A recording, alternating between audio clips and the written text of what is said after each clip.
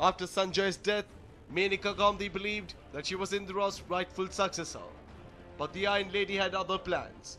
She was thinking about her own blood, her dynasty, the Nehru-Gandhi legacy. Indira announced her rightful successor was her son Rajiv. Menaka was heartbroken. She even felt betrayed. After a bitter squabble with mother-in-law, Menaka left Indira's house. The void left by Sanjay Gandhi could only be filled by Rajiv. Once he stepped into politics, he took to it like a fish to water. Indira gave Rajiv a boost. He was initially made the Congress party president and later trained by his mother herself about the different intricacies of politics. But unfortunately, the mama's boy didn't have his mother's backing for too long.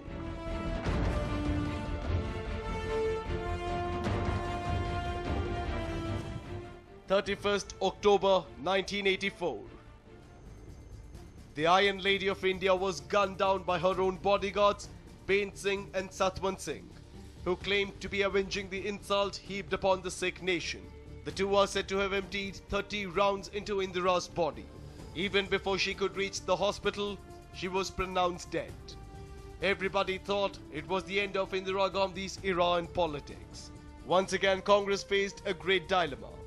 After Indira, who would be the successor of her political throne?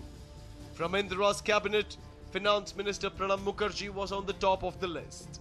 A close second was P.V. Narasimha Rao. However, the loyalists of Gandhi family had different plans in mind. The loyalists convinced Rajiv that no one but he alone was the rightful successor to Indira Gandhi's legacy.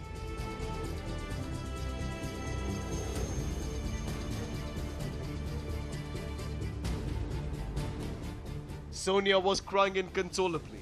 Like any devastated mother and wife, after Indira's death, she feared the safety of her husband and her two kids.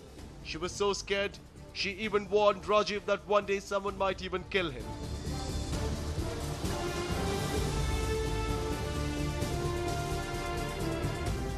Just 9 hours after Indira's death, at 6:40 p.m., Rajiv Gandhi was sworn in as the next Prime Minister of India.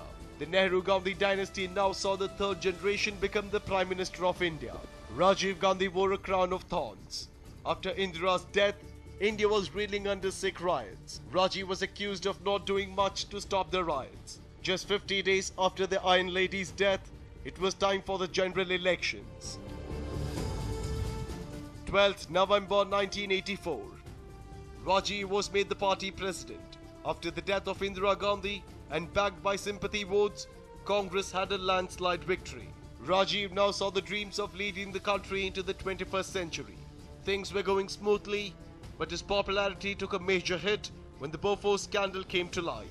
In 1987, Sweden radio accused Rajiv's ministers and few army personnel of taking kickbacks to the tune of 64 crore rupees. Rajiv Gandhi had to pay a heavy price because of Bofors scam. In 1989, Congress was badly defeated in the elections. It was like fate was playing a cruel joke. After Congress, neither VP Singh nor Chandrasekhar were able to form a stable government. India was going to elections in 1991 once again. It was during the same time a suicide mission from Sri Lanka was trying to make its way to India.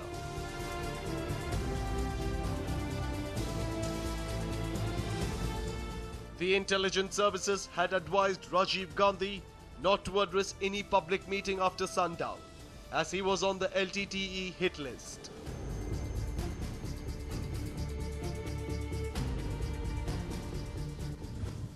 May 21st, 1991.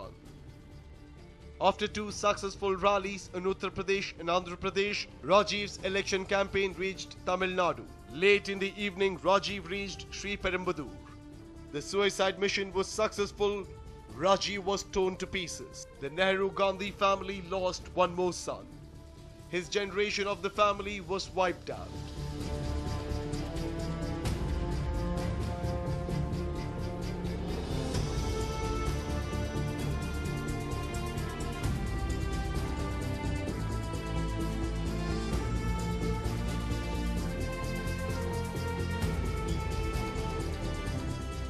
The Nehru-Gandhi dynasty ended as Sonia declined to accept power after Rajiv was assassinated in 1991. The non-charismatic non-leaders of Congress party handed over the reins of the party to reluctant Sonia, who now leads the Congress party.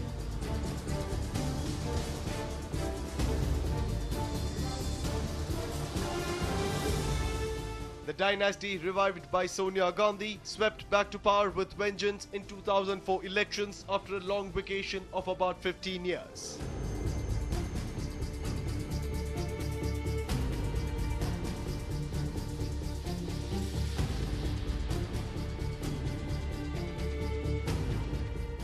A new generation of Gandhis arrived to save ailing party from disaster at the polls. 55-year-old Sonia Gandhi inducted her son, 34-year-old Rahul and 32-year-old Priyanka into politics, and they actively participated and won in the elections.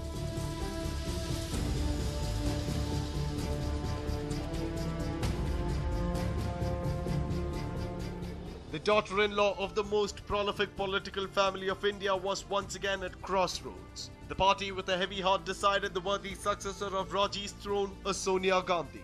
Party members told Sonia they want her to be the party president. However, Sonia declined the offer.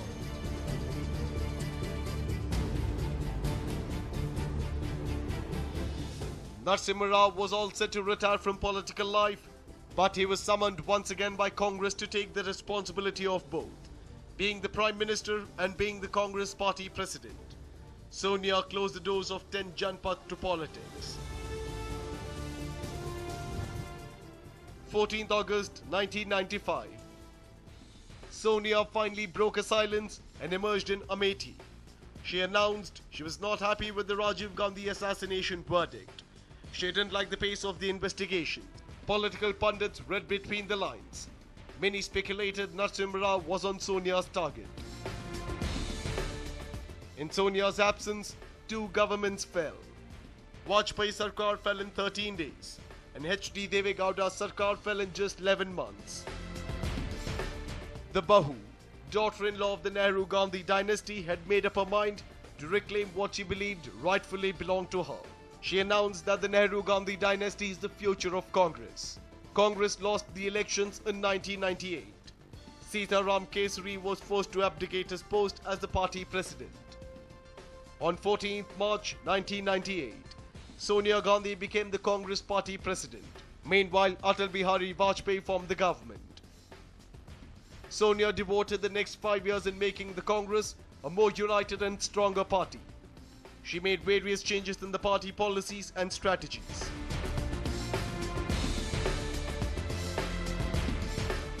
In 2004, Vajpayee's slogan, India Shining, was a big flop, and Sonia-led UPA got a landslide victory. Sonia from Raebareli and for the first time from Amethi, Rahul stepped into the parliament.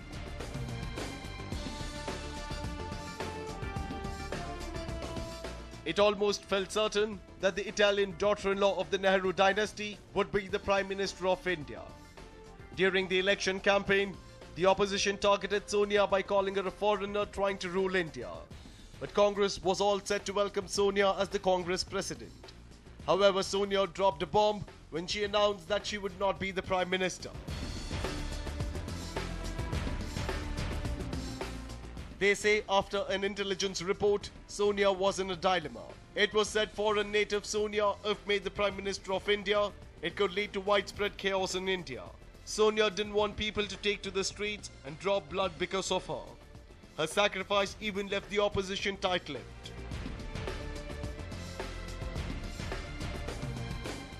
"18th May, UPA got the opportunity to form the government.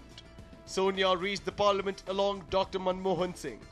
The prime ministerial post was entrusted to Manmohan Singh. She once again focused on party affairs. She was often accused of running the Manmohan Singh-led government by remote control.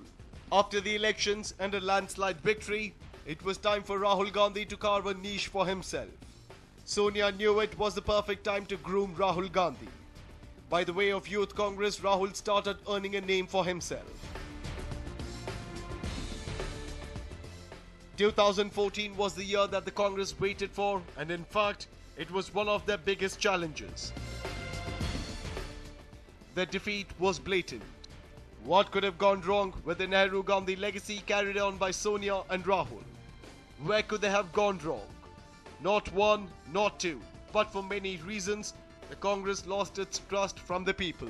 The political credibility of the Congress eroded in 2010. Reportedly, the ministers went to the airport to negotiate with Baba Ramdev, who had threatened to launch a mass agitation against the Congress on the issue of black money. The Congress was at the receiving end of the anti-corruption movement launched by Anna Hazare. The movement came to be seen as directed against the Congress party. The Congress could not stand against the storm created by anti-corruption crusaders during 2011-2012. The extremely defensive party could not politically seize the initiative and emerge as the champion of anti-corruption Jan Lokpal bill. The Congress party's political and governmental leadership is solely responsible for its patchy record of governance from 2009 to 2014. It lacked courage of conviction in dealing with allegations, and a morally weakened leadership could not lead from the front in politics. If the Bofors gun deal made Rajiv Gandhi morally weak in politics, history repeated itself with Sonia and Rahul facing an electoral defeat like Rajiv on the issue of corruption in public life.